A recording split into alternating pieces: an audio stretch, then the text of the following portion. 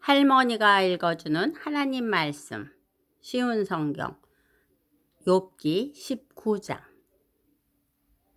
그러자 욥이 이렇게 대답했습니다. 언제까지 나를 괴롭히고 말로 나를 박살내려는가? 자네들은 10번이나 나를 모욕하고도 잘못한 일을 부끄러워하지 않는군. 설령 내 잘못이라 해도 그것이 자네들과 무슨 상관이란 말인가? 자네들이 나를 누르고 스스로 뽐내며 나를 수치스럽게 만든다 해도 나를 이렇게 만들고 그물로 덮어 씌우신 분은 하나님이시네. 내가 폭력이야 하고 외치지만 아무런 대답이 없고 부르짖어 도움을 구하지만 그곳에 정의는 없구나. 그분이 내 길을 막고 지나가지 못하게 하시며 내 길을 어둠으로 가리셨구나. 나에게서 영광을 가져가시고 내 머리에 면류관을 벗기셨구나.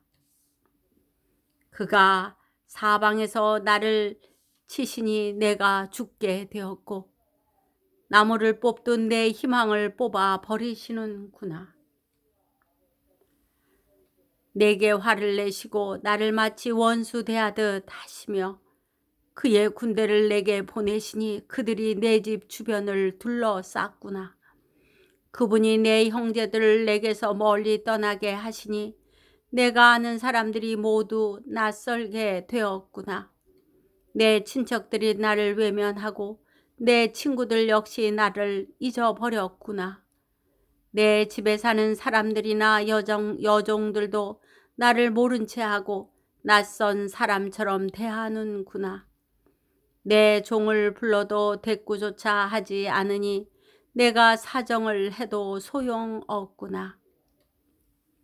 아내마저도 내 숨기운을 싫어하고 내 형제들도 내 옆에 오기를 싫어하며 심지어 어린이들까지 나를 멸시하고 내가 일어서면 나를 놀리는구나. 내 모든 친구들이 나를 거부하고 내가 사랑하는 자들도 등을 돌리는구나. 뼈와 가죽만 남은 채 잇몸으로 겨우 살아가는 내 신세야.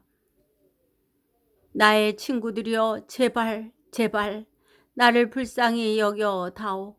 하나님의 손이 나를 치셨다는 것을 알아주게나. 왜 자네들마저도 하나님처럼 나를 괴롭게 하는가? 내 살을 먹고도 만족하지 못하는가? 내 말들이 모두 기록된다면, 그것들이 책에 기록된다면, 철필이나 납으로 기록하고 바위에 새겨 영원히 남겨진다면 얼마나 좋겠는가. 내 구세주께서 살아 계신다는 것을 내가 이미 알고 있으니 결국 그가 땅에 서실 것이네. 내 가죽이 썩은 후에라도, 이 몸이 썩은 후에라도 내가 하나님을 뵐 것이네. 내가 그분을 내 두 눈으로 바라볼 걸세. 내 심장이 기대감으로 두근거리네.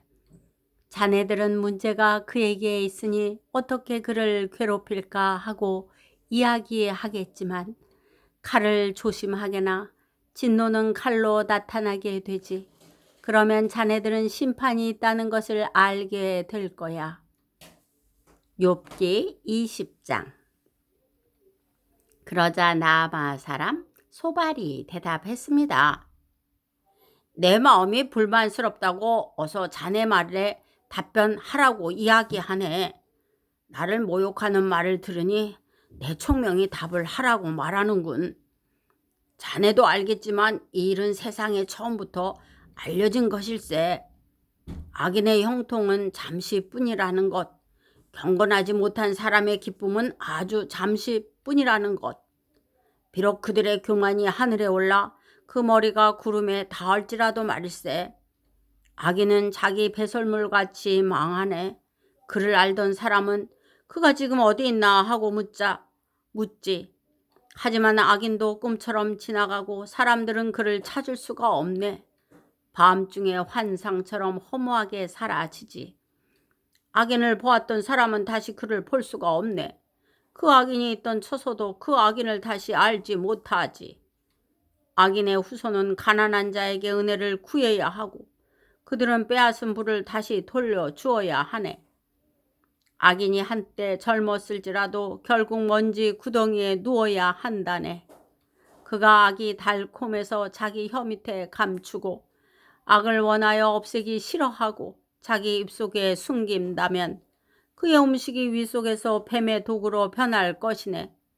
악인은 입으로 재산을 삼키겠지만 하나님께서 그 재물을 토하게 하신다네. 악인이 독사의 독을 삼키니 그는 뱀이 문 것처럼 그 독 때문에 죽게 되지. 악인은 젖과 꿀이 흐르는 강을 볼 수 없네. 얻은 것을 삼키지 못하고 돌려주어야 하고 장사로 얻은 이익도 누리지 못하네. 그것은 악인이 가난한 사람을 못살게 굴고 모른 척 했기 때문이지. 그는 자기가 짓지도 않은 집을 강제로 빼앗았지. 악인은 항상 만족할 줄 모르고 욕심이 가득해서 아무것도 놓지 않으려 하네. 악인은 무엇이든지 되는 대로 집어 삼키지. 그래서 재산이 남아있지 못한다네. 그러니 풍족함 속에서도 재앙을 당하고 불행하게 되는 것이네. 배를 채우려고 하지만 하나님께서 진노하셔서 그를 치신다네. 악인이 철로 된 무기를 피하면 놋 화살이 그를 찌를 걸세. 그가 자기 등에서 그 화살을 빼내서 간에서 번쩍이는 촉을 꺼내니 공포가 그를 사로잡네. 캄캄함이 악인의 보물을 덮고 풀무질도 하지 않는 불꽃이 입을 벌려 그를 삼키고 그 집에 남은 모든 것을 태울 것일세. 하늘이 악인의 죄악을 드러내고 땅이 그를 고발할 것일세. 악인의 집은 홍수에 휩쓸려 가고 하나님의 진노의 날에 그 재물은 급류가 쓸어 버린다네. 이것이 바로 하나님께서 정하신 악인의 운명이요 악인의 기업일세. 오늘도 말씀 잘 듣고 읽었네요. 하나님의 자녀는 공부하고 또 돈을 벌고 출세하는 목적이 자신의 야망과 욕심을 채우기 위함이 아니랍니다. 하나님을 사랑하고 세상과 사람들을 사랑하여 하나님과 세상과 사람을 섬기기 위함이어야 합니다.